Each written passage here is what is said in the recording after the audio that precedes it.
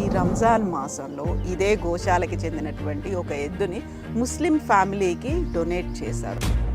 ప్రశ్న ప్రారంభమే బలమైన ప్రశ్న అడిగావు తల్లి. ఈ గ్రామానికి చెందిన వాళ్ళే వాళ్ళు. 2 ఎడ్లు ఉన్నాయి వాళ్ళ దగ్గర.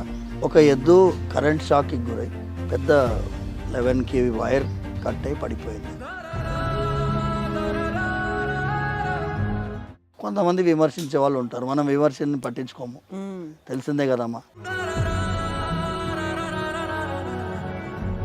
ఓట్ బ్యాంక్ ఒక రకంగా చూస్తుంటే రీసెంట్గా వచ్చినటువంటి సిఏఏ కూడా వాళ్ళు మేము దూరం అవుతున్నామేమో అనే భావన, లేకుంటే మమ్మల్ని ఇంకా మైనారిటీలను ఇంకా పక్కన పెడుతున్నారేమో అనే భావన. నేను ఒకటే ఏమంటున్నానంటే, మన ముస్లిం సోదరులకి కూడా నేను చెప్పేది, ఇది ఏ కులమైనా ఏ మతమైనా పర్లేదు, ఒక రైతుని రైతుగా చూడాలి. ఆ రైతు లేకపోతే మనకు అన్నం లేదు, మనకు భవిష్యత్తు లేదు, రేపు పొద్దున మనకు లేదు. అసలు పిల్లల్ని తీసుకొని సాలార్జంగ్ మ్యూజియము, పిల్లల్ని తీసుకొని గోల్కొండ కోట తీసుకెళ్తున్నారు, తప్పులేదు. ఒక ఏడాదిలో ఒక్కరోజైనా మీరు దగ్గరలో ఉండే వ్యవసాయ భూమికి తీసుకెళ్ళి అక్కడ వ్యవసాయం చేసే వాళ్ళని పరిచయం చేయాలి.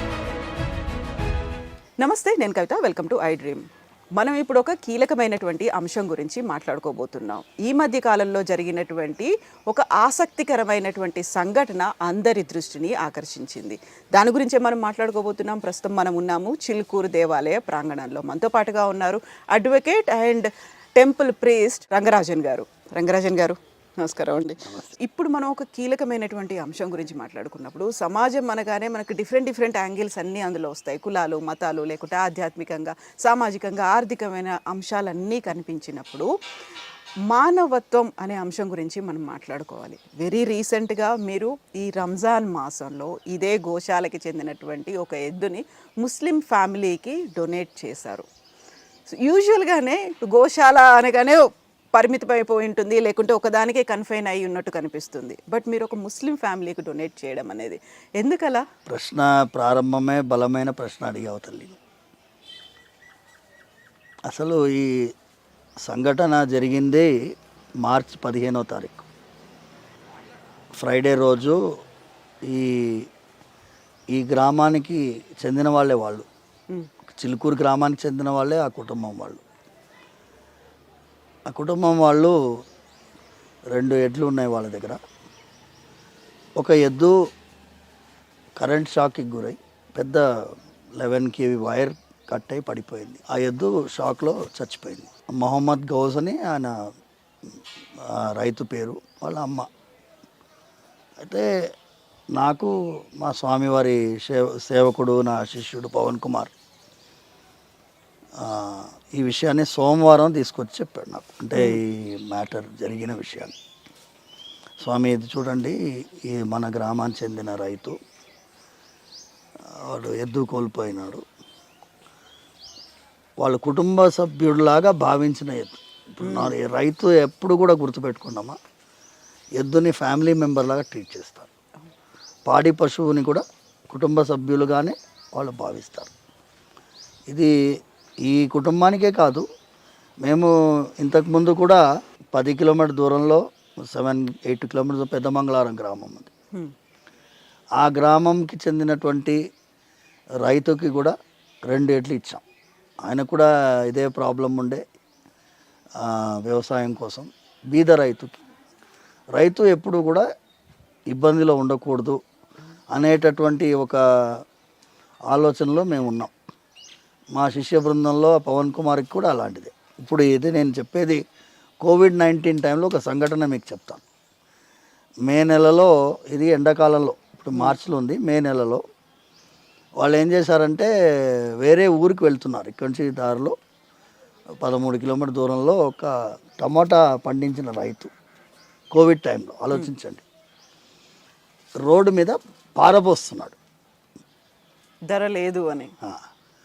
పారబోస్తుంటే అందరూ ఏరుకొని వెళ్ళిపోతున్నారు. అయ్యో పాపం పారబోస్తున్నాడు అనే ఫీలింగ్ లేదు వాళ్ళకి. వీడేం చేశాడు,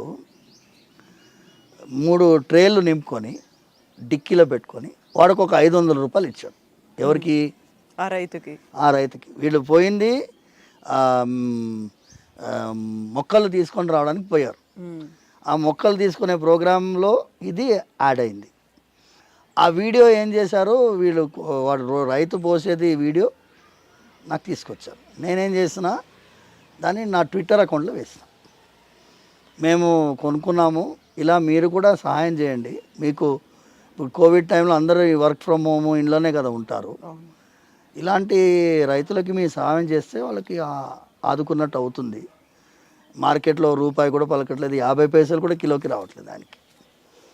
అది చాలా వైరల్ అయిపోయింది. అక్కడే వెంటనే నాయకులు అందరూ వెళ్ళారు, ఆ రైతుని కలిసి ఆయనకు సహాయం చేశారు. అలాంటి రైతులందరికీ కూడా బెనిఫిట్ అయింది. సో మా ప్రయత్నం ఏంటి అంటే ఏదైనా ఒక కార్యక్రమం జరిగితే దానివల్ల ఒక 10 మంది స్పందిస్తే మంచి జరుగుతుందేమో అనే ఒక ఆలోచనలో మేము వ్యవహారం నడుస్తుంది.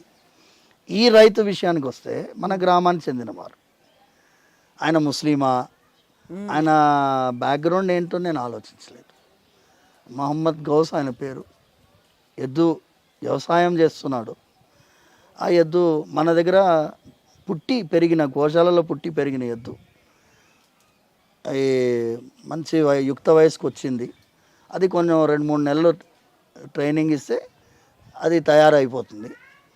సరేనాయా అని ఫోన్ చేసి మరి పిలిచి ఇచ్చినప్పుడు అట్లా మీడియా వాళ్ళు కూడా వచ్చారు. నేను వాళ్ళకి ఇదే సందేశం చెప్పాను అన్నమాట.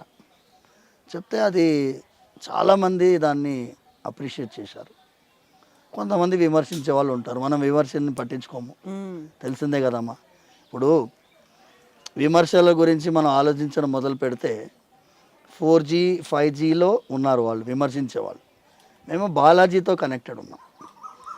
భగవంతుడికి నాకు ఉండేటటువంటి సంబంధం ఏంటంటే సమాజాన్ని గురించి ఆలోచిస్తే, లోకహితం గురించి ఆలోచిస్తే, అందరి శ్రేయస్సు గురించి ఆలోచిస్తే అది భగవంతుడి యొక్క గుణంగా భావిస్తారు. భగవంతుడి గుణం ఏంటి? అందరికీ మంచి జరగాలి. ఆయన బ్యాక్గ్రౌండ్ అవసరం లేదు. ఇప్పుడు ఆకలి ముస్లింకి కూడా అదే ఆకలి, క్రైస్తవుడికి కూడా అదే ఆకలి. ఇప్పుడు ఈయన ముస్లిం కాబట్టి నేను సాయం చేయనని నేను చెప్పలేను కదమ్మా. పరోపకారాయ ఇదం శరీరం, ఇతరులకు ఉపకారం చేయడానికి ఉన్నది. కానీ వాళ్ళు కళ్ళల్లో నీళ్లు పెట్టుకున్నారు. ఆ తల్లి, మేము ఎక్స్పెక్టే చేయలేదు, మేము ఫోన్ చేయలేదు, మిమ్మల్ని అడగలేదు, మీరు ఇలా దేవుళ్ళలాగా మాకు ఇస్తున్నారు అని ఆవిడ కళ్ళల్లో నీళ్లు పెట్టుకొని చెప్పి వెళ్ళింది. ఆ ఎద్దు తీసుకొని వెళ్తున్నప్పుడు నేను చెప్పాను, అదిగో చూడు బాబు, మా దగ్గర పుట్టి పెరిగిన ఎద్దు, చాలా జాగ్రత్తగా దీన్ని నీ అమ్మాయిరా బచ్చే చేసా దేఖలేతో అన్నాడు అన్నాడు. అంతకంటే ఏం కావాలమ్మా? నిజమే కదా. ఇప్పుడు మనకి రైతుకి కానీ, అన్నం పెట్టే అన్నదాతకి కానీ, అమ్మకి కానీ ఒక ప్రత్యామ్నాయం లేదు అనుకుంటాం. రైతు లేకపోతే రాజ్యం లేదు, రైతు ఏడ్చిన రాజ్యం కూడా మనకి కళ్ళ ముందు కూడా ఊహించుకోలేము. అలాంటి పరిస్థితుల్లో మీరు పిలిచి ఇవ్వడం అనేది యూజువల్గానే నేను ఇంతకుముందు చెప్పినట్టుగా గోశాల అనగానే ఒక పర్టికులర్గా అది ఫిక్స్ అయిపోయి ఉంటుంది. ఇక్కడ గోవులకి పూజ చేస్తారు, లేకపోతే గోవులు అనగానే మనకి ఒక హిందూ మతానికి సంబంధించినవి ఇలాంటివి ఉంటాయి కదా. సో పిలిచి ఇవ్వడం అనేది మీరు చెప్పినట్టుగా విమర్శలు ఇవన్నీ ఉంటాయి, అవన్నీ ఉంటాయి, కానీ ఒక చిన్న అడుగు ఒక ముందు వేయడం అనేది, సో దీన్ని మానవత్వం అంటారా లేకుంటే మీరు స్పందించడం అంటారా, ఎలా చూస్తుంటారు దీన్ని? ఇది నేనే కాదమ్మా, చాలామంది గోశాలకు చెందిన వాళ్ళు పాప రైతులకు ఇస్తున్నారు. గో ఆధారిత వ్యవసాయాన్ని ప్రోత్సహించాలని మేమందరం కూడా ఎప్పుడైనా గోశాల నడిపించే వాళ్ళము అందరం మాట్లాడుకుంటాం. ఎందుకంటే అన్ని కెమికల్తో వ్యవసాయం చేసేవాళ్ళు ఇప్పుడంతా రసాయనాలతో వ్యవసాయం చేసి ఆరోగ్యానికి భయంకరమైన హాని చేసేటటువంటి పరిస్థితిలో ఉంది. అలాంటిది ఎద్దుతో దున్ని వ్యవసాయం చేయడం అనేది ఒక గొప్ప కార్యక్రమం వాళ్ళది. సో ఆ సహాయం చేయడానికి మేము వెనకాడలేదు. ఇప్పుడు మీరు చూసినట్లు అడిగినట్లు మెయిన్ పాయింట్ ఏంటంటే అమ్మా, వెంటనే స్పందించాం. ఇది 15వ తారీఖు అయింది, మేము ఇచ్చింది జస్ట్ ట్యూస్డే, ఇక్కడ 5 రోజులు కూడా కాలేదు. రైతు పట్ల అలాగే అందరూ సమాజంలో ఆలోచించాలమ్మా. ఇప్పుడు రైతు ఆత్మత్యాగం చేసుకుంటున్నాడు అంటే సమాజం పట్టించుకోవట్లేదు కాబట్టి ఆత్మత్యాగం చేసుకుంటున్నాం. మేము ఎన్నో సందర్భాల్లో చెప్పామమ్మా. ఇప్పుడు రాజకీయానికి వెళ్తే ఎంఎస్పి అంటారు, అదంటారు, ఇదంటారు. Implementation most difficult. MSP implement ఎవరు చేయాలి? దానికి అది కూడా అదే పోలీస్ సెటప్పే కదా. ఎంఎస్పి ఇవ్వకపోతే ఏం చేయాలి? పోలీస్ వాడు రావాలి, కోర్టు వెళ్ళాలి, ఇవన్నీ వస్తాయి. కానీ సమాజము రిలయన్స్ మా మార్కెట్కి వెళ్ళింది అనుకోండి, అక్కడ బార్గెనింగ్ చేస్తుందా? అవును, వాళ్ళు ఎంత ఫిక్స్ చేస్తే అక్కడ ఎంత ఫిక్స్ చేస్తే మీరు క్యూఆర్ కోడ్ కొడతారు, కొట్టేస్తారు. అదే బండి మీద నూక్కుంటూ వచ్చి అమ్మేవాడు ఉంటాడు కదమ్మా, వాడి దగ్గర 5 రూపాయలకి కిలో అన్నాడు అనుకో, 3 రూపాయలకి ఇస్తావా? General tendency. సో ఈ యాటిట్యూడ్ అనేది మనం కనీసం కొంతమందిలైనా మారాలని నా ప్రార్థన మీ ద్వారా. అందరూ మారితే మంచిది, కానీ వ్యవసాయానికి మా నాన్నగారు, నేను ఎందుకంటే సౌందరరాజన్ గారు ఆయనను చూసే చాలా విషయాలు నేను I'm just not even 5% of his quality. పొద్దున ఆకుకూరలు బుట్ట మీద ఎత్తుకొని పొద్దున ఇప్పుడంతా ఎవరు లేరు, పాలకూర తోటకూర అని అరుచుకుంటూ వెళ్తేది. మా అమ్మ పిలిచేది, ఆమె పిలిచినప్పుడు ఆమె పలానా ఈ 5 కట్టలో 10 కట్టలో చెప్పేది. మా నాన్నగారు ఏమనేవారు, ఈమెతోటి ఎందుకమ్మా నెగోషియేట్ చేస్తున్నావు, ఓ 2 రూపాయలు ఎక్కువ ఇస్తే ఏమైంది నీకు అనేవారు మా నాన్నగారు. మా నాన్నగారు అనగానే చూడమ్మా అయ్యగారు అంటున్నారు చెప్పిండ్రు అనేది. సో మా అమ్మ ఇదొక చిన్న ఆర్గ్యుమెంటే, బట్ మా అమ్మ కూడా పాపం ఏమి ఎక్కువ నెగోషియేట్ చేయదు, ఆర్గ్యూ చేయదు. కానీ ఆ గుణాన్ని నేను అప్పటి నుంచే అలవాటు చేశారు కాబట్టి రైతు కష్టాల్లో ఉంటే మనం చూడలేము. ఈ బీద రైతు వాడు ఏం చేస్తాడు పాపం, ఎద్దు లేదు, వ్యవసాయం ఎలా చేస్తాడు? సరే అట్లీస్ట్ ఈ 2-3 నెలల్లో ఏదో చేస్తాడు, ట్రైనింగ్ ఇచ్చిన తర్వాత ఆ ఎద్దు సహాయం చేస్తుంది. ఆయన ఇంకా వేరే దగ్గర దున్నడానికి కూడా తీసుకెళ్తాడట తర్వాత చెప్పాడు. సో చాలా యూస్ఫుల్ కార్యక్రమంగా అనిపించింది, అందుకే ఇచ్చడం జరిగింది. సో రైతు అనేది రైతే నిజంగా మనకు అన్నం పెడుతున్నాడు. ఏ కులమైనా ఏ మతమైనా పర్లేదు, ఒక రైతుని రైతుగా చూడాలి. ఆ రైతు లేకపోతే మనకు అన్నం లేదు, మనకు భవిష్యత్తు లేదు, రేపు పొద్దున మనకు లేదు అసలు. సో ఆ దిశగా ఎందుకు ఆలోచించలేకపోతున్నాం మనం సమాజపరంగా? అదే చెప్తున్నానమ్మా, సమాజంలో రైతు గొప్పతనమే మనం చెప్పలేకపోతున్నాం. ఇప్పుడు చిన్న అంశమ్మా, పిల్లలు ఎంతమంది పొలంలో ఎలా పంట పండుతుందో చెప్పగలరు చెప్పండి. ఆ వీడియో చూపిస్తే ఏం లాభం? ఆ పిల్లవాడిని వ్యవసాయం జరిగే దగ్గర ఒక బస్సులో తీసుకెళ్ళి అందరినీ షూస్ ఇప్పేసి ఆ నేలలో ఒకసారి నడిపించాలి. ప్రాక్టికల్ ఎక్స్పీరియన్స్ చిన్నపిల్లల్ని, కనెక్షన్ అనేది డెవలప్ అవుతుంది. 5th క్లాస్ 6th క్లాస్ పిల్లలకి నాట్లు ఎట్లా వేస్తున్నారు ఇవన్నీ చూపిస్తే ఇది ఒక నేను పిల్లల్ని తీసుకొని సాలార్జంగ్ మ్యూజియము, పిల్లల్ని తీసుకొని గోల్కొండ కోట తీసుకెళ్తున్నారు, తప్పులేదు. కానీ at the same time 1 day per year at least, ఒక్క ఏడాదిలో ఒక్కరోజైనా మీరు దగ్గరలో ఉండే వ్యవసాయ భూమికి తీసుకెళ్ళి అక్కడ వ్యవసాయం చేసే వాళ్ళని పరిచయం చేయాలి. నేనే ముఖ్యంగా ఈ హైటెక్ చదువులు చదివే వాళ్ళ పిల్లలు చెప్పులు లేకుండా కింద కూడా నడవరు. అది మెయిన్ అమ్మా. భూమితో మనం కనెక్షన్ పోగొడితే మనకి చాలా ఇబ్బందులు ఎదుర్కొంటాం. ఇప్పుడు మన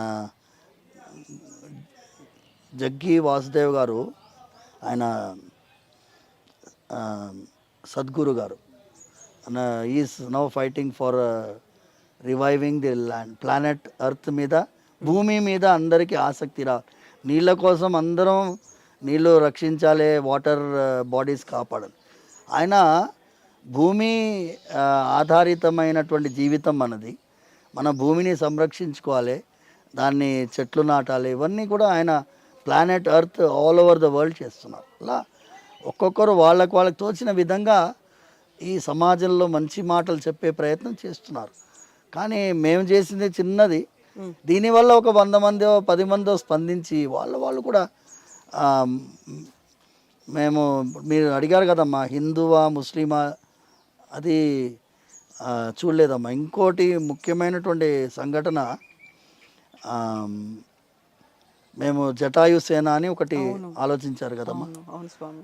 2019లో మేము వరంగల్, అదే నేను నా శిష్యుడు పవన్ కుమార్ వెళ్తున్నప్పుడు చిన్న పాప 9 months పాపది, ఆ దుర్ఘటన జరిగినప్పుడు సమాజంలో అమ్మాయిల్ని రక్షించాలి, a a lonely girl is the society responsibility, సమాజం యొక్క బాధ్యత.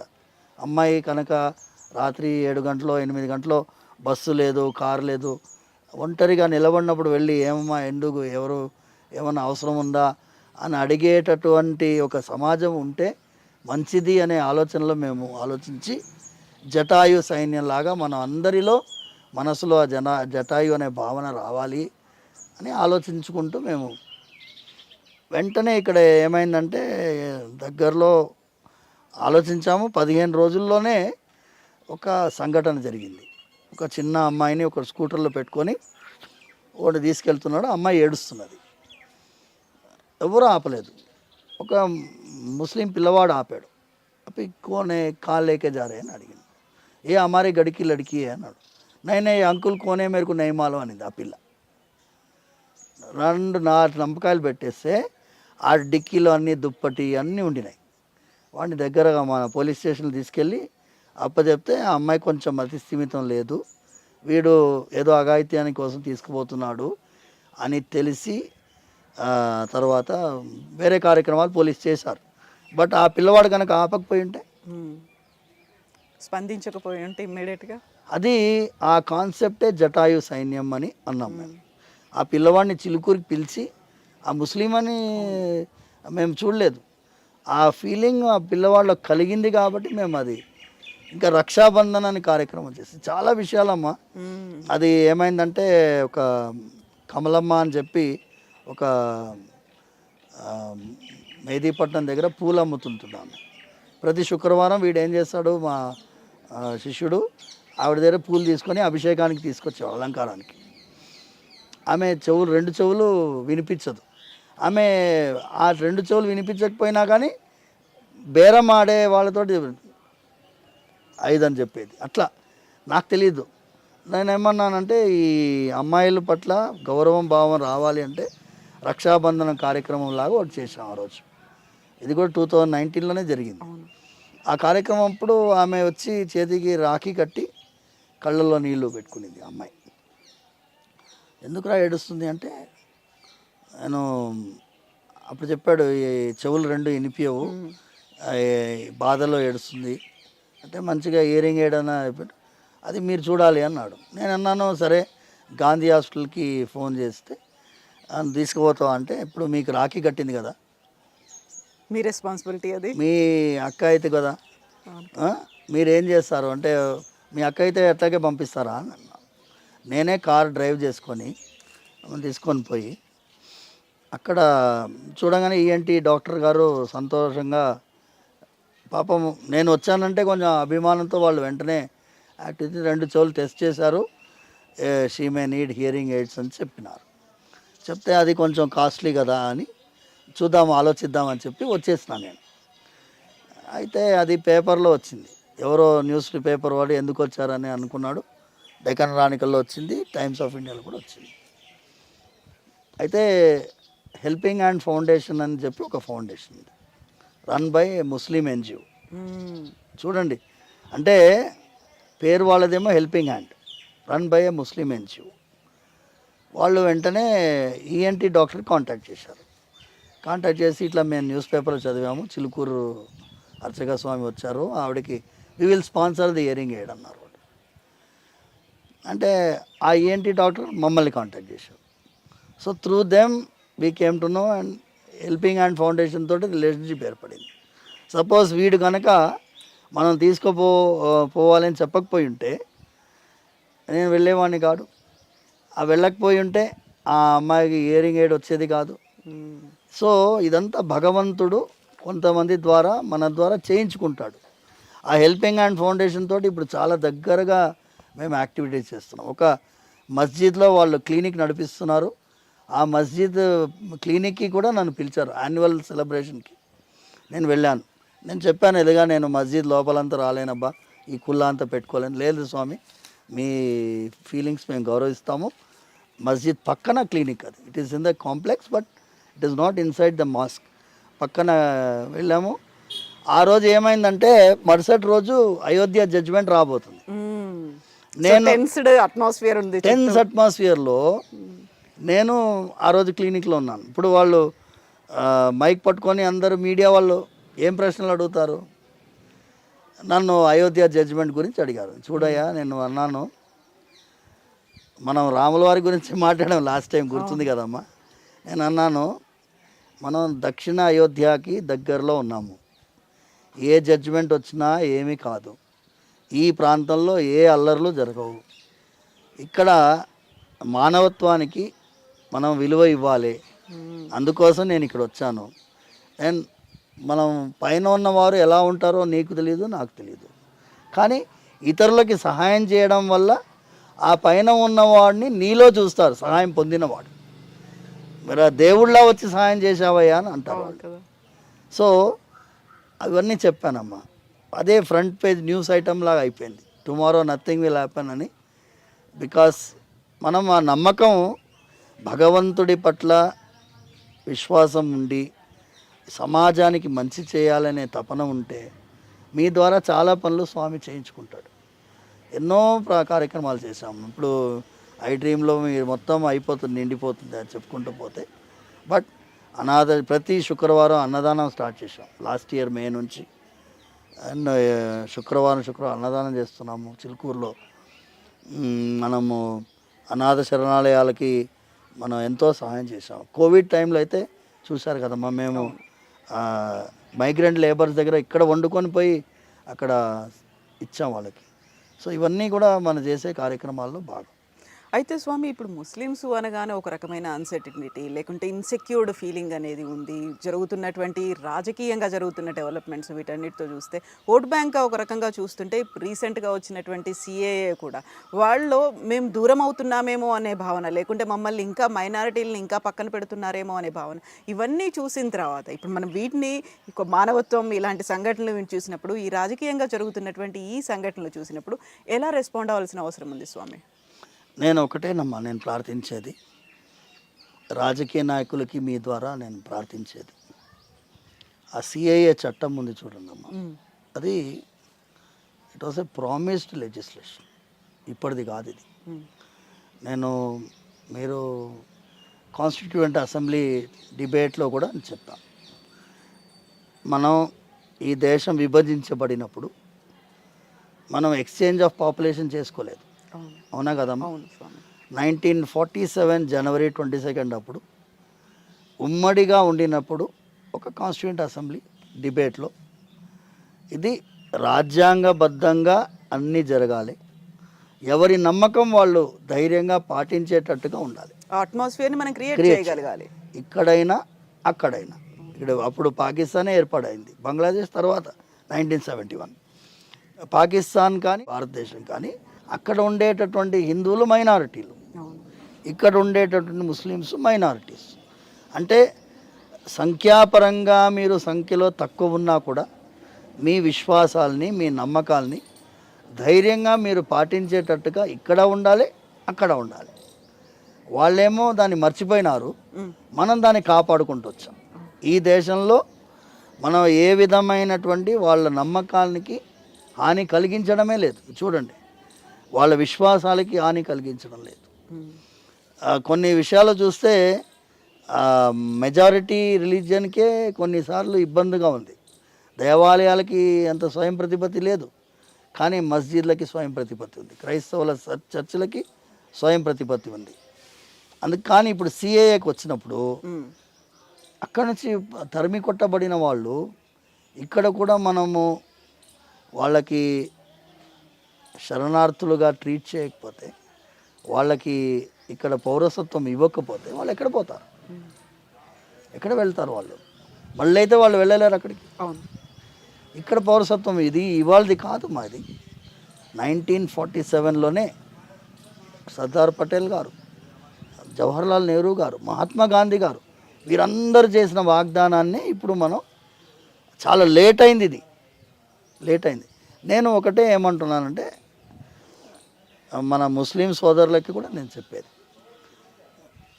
ఇది హైందవులకి అక్కడ వాళ్ళని ఇబ్బంది పడి బయటకు వచ్చినటువంటి వాళ్ళకే ఇబ్బంది. వాళ్ళ ఇబ్బంది మనం చూడలేం, తట్టుకోలేం. ఇప్పుడు చిన్న చిన్న పిల్లల్ని తీసుకొని పోతున్నారు అక్కడ, వాళ్ళు ఎక్కడ ఉండలేరు. అలాంటి వాళ్ళకి ఈ దేశంలో శరణార్థులుగా భావించి వీళ్ళకి పౌరసత్వం ఇవ్వడంలో మీరు దయచేసి అడ్డుపడకండి అని మీ ద్వారా నేను చెప్తున్నాను.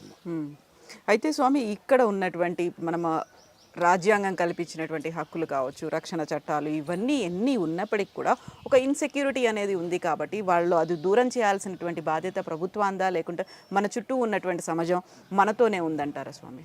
నేనేమన్నానమ్మా, ఇప్పుడు అందరం కలిసి దిస్ ఏ సోషల్ రెస్పాన్సిబిలిటీ.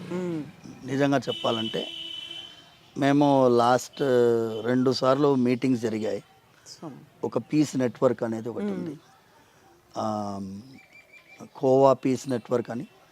బుద్ధిస్టులు, జైన్లు, క్రైస్తవులు, తర్వాత పార్సీసు, సిక్కులు, ముస్లిం, ఇస్లాం మతానికి చెందినటువంటి వాళ్ళం అందరూ, మత పెద్దలందరం కలిసి ఒక నెట్వర్క్ లాగా ఉంది.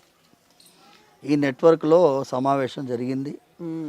ఇది ఈ రాజకీయానికి అతీతంగా మనం సమాజంలో మంచి అది సామరస్యమైనటువంటి వాతావరణాన్ని సృష్టించాలి. వాళ్ళ పండగలు మనతో కలిసి వాళ్ళు జరుపుకునేటట్టు, మన పండగలు వాళ్ళతో కలిసి వాళ్ళు జరుపుకునేటట్టు. ఇప్పుడు దీపావళి పండగ వాళ్ళు వచ్చి మనతో ముందంతా జరుపుకునేవాళ్ళు. ఇప్పుడు అందరికంటే బెస్ట్ ఉదాహరణ ఏంటి తెలుసా అమ్మా, మీరు ఆర్మీ. ఈ దేశం సైన్యం మీరు వెళ్ళి చూస్తే వాళ్ళు క్రిస్మస్ కూడా అంతే గ్రేట్గా సెలబ్రేట్ చేస్తారు. ముస్లిమ్స్ వాళ్ళది రంజాన్ కూడా అంతే సమానంగా జరుపుకుంటారు. దివాళీ పండగ కూడా అలాగే జరుపుకుంటారు. అది ముస్లిమ్స్ జరుపుకునేటట్టుగా, క్రైస్తవులు జరుపుకునేటట్టుగా అని భావించకుండా ఇది దేశం పండగ. It's a festival of humanity, festival of religion. ఏ మతమైనా కూడా అమ్మా ప్రారంభం ఏర్పడినప్పుడు ఈ ద్వేషాలు లేవు. ఎప్పుడు ప్రారంభించబడిందో ఈ ద్వేషాలు లేవు. కానీ మనిషి అనేటటువంటి వారు తప్పకుండా విద్వేషాన్ని సృష్టించే ప్రయత్నం చేస్తారు ఎక్కడైనా సరే. సొంత అన్నదమ్ములే కొట్టుకునేటటువంటి మనం రామాయణంలో చూసాం, మహాభారతంలో చూసాం. ఇక్కడ కూడా మనం సొంత అన్నదమ్ములమే కదా, ఇదే భారతదేశంలో పుట్టినటువంటి వాళ్ళు. ఆ దేశం నుంచి ఈ దేశం పైన దండయాత్రలు జరిగే ప్రయత్నం జరిగాయి. సో నేనేమంటున్నానంటే ద పాపులేషన్, సమాజము దీనికి స్పందించాలి. మాలాంటి చిన్న చిన్న కార్యక్రమాల ద్వారా మంచి మాటలు, మంచి గుణము వెళ్తుందేమో అని ఒక తపన. అందరూ సామరస్యంగా ఉండి ఈ విద్వేషాలు లేకుండా ఉండడమే మా ప్రయత్నం. అప్పుడే మనం అనుకున్నటువంటి లౌకికత్వం కావచ్చు, ప్రజాస్వామ్యం, సమాజం అనేది, సమానత్వం అనేది ఇవన్నీ ఉంటాయి. ఒక స్ప్రెడ్ చేయాల్సి. ఎందుకంటే మా వైష్ణవ జనతో తేనే కహియే పీడు పరాయి జానేరే. వైష్ణవుడు అనేటటువంటి వాడు, శ్రీ వైష్ణవుడు అనేటటువంటి వాడు ఇతరుల కష్టాన్ని తన కష్టంగా భావించడమే వైష్ణవం. అదే మా గురువు గారు అనేవారు, ఆఫ్రికా వెళ్తావు, ఆఫ్రికాలో ఆయన ఏ మతం వాడో తెలియదు, కానీ నీ దుఃఖానికి వాడు స్పందించాడు, వాడు వైష్ణవుడు. అవును.